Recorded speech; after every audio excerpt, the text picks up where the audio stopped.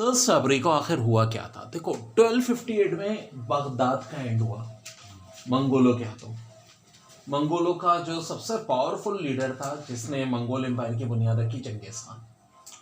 और जब जुल्म सितम की बात आती है तो कहा जाता है चंगेज खान और हलाको खान के जुल्म सितम।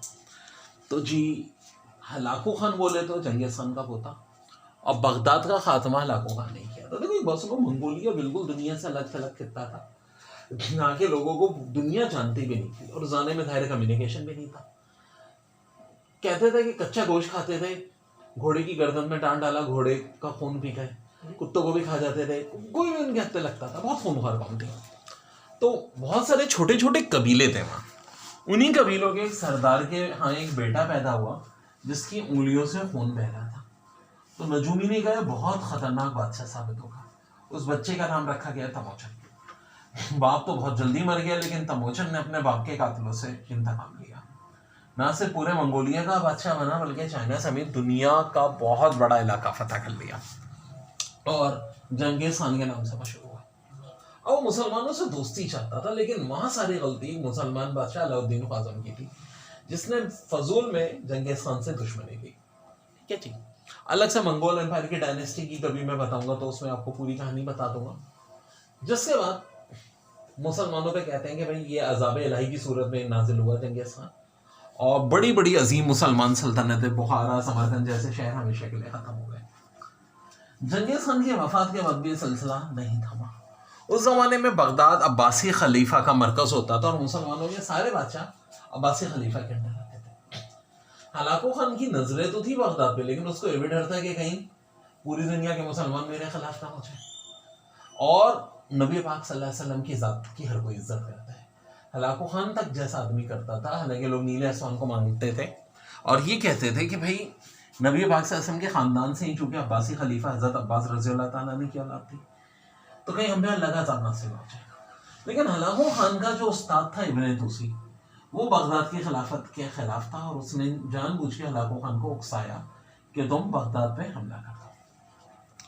वहाँ खलीफा बगदाद ने जब नजूमियों से मालूम कराया तो उसने कहा कि हलाको खान तो मारा जाएगा अगर ये जंग लड़ी।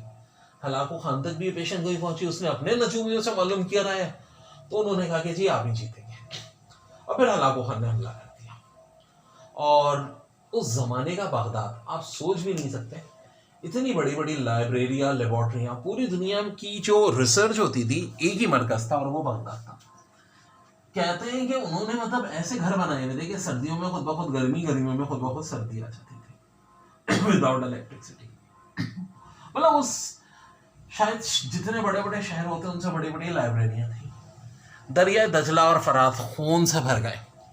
और आखिर में जब उस नजूमी को लाया गया तो हलाको खान ने कहा भाई तूने तो पेशन गोई की थी, मेरे यहाँ नहीं की, अब तो एक तेरी गर्दन भी मैं काट रहा हूँ। और बगदाद के खलीफा को कालीन में लपेट के मारा गया था और उससे कहा गया था तूने जो इतने हीरे जवाहरात जमा किए अब यही खा तू, अगर तो इनसे फौज जमा कर लेता तो शायद मेरा मुकाबला कर लेता। बहरहाल ये बहुत इबरत का मुकाम था। उस जमाने में भी मुसलमान फिरकों में बैठे हुए थे। इस बात पे बहस होती थी कि कौवा खाना जायज़ है ना जायज़ है, और जब भी ऐसा हुआ है तो तब भाई मच्छी है। 1502 को वास्को डी गामा ने इंडिया का सेकंड सफर किया। देखो वास्को डी गामा किसका मामा था, तो इससे कोई हमें सरोकार नहीं है।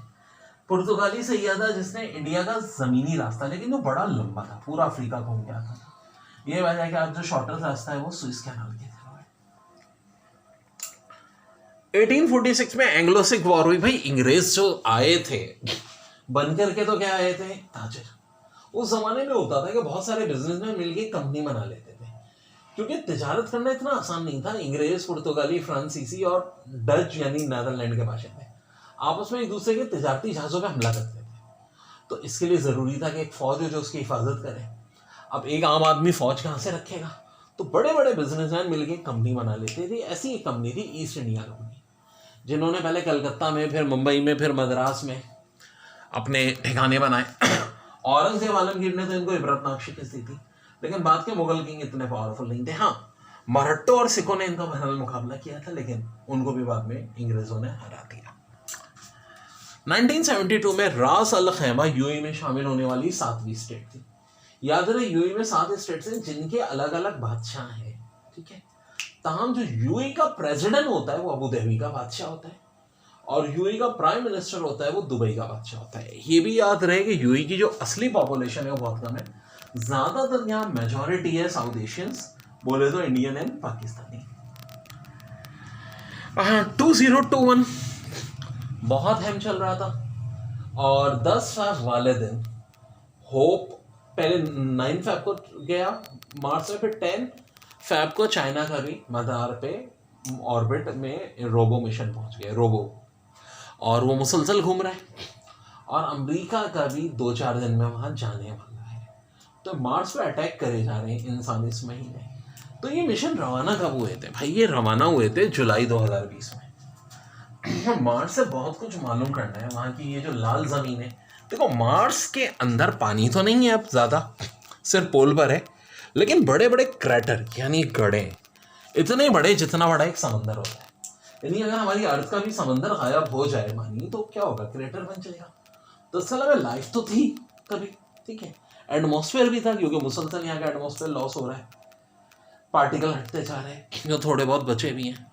तो अब ये यहाँ से बहुत सारी चट्टानें वगैरह इकट्ठी करनी है। देखो जाहिर है सबसे ज़्यादा जो इनमें जदीद मिशन है वो यूएसए का, सेकंड पे चाइना का, थर्ड पे यूएई का।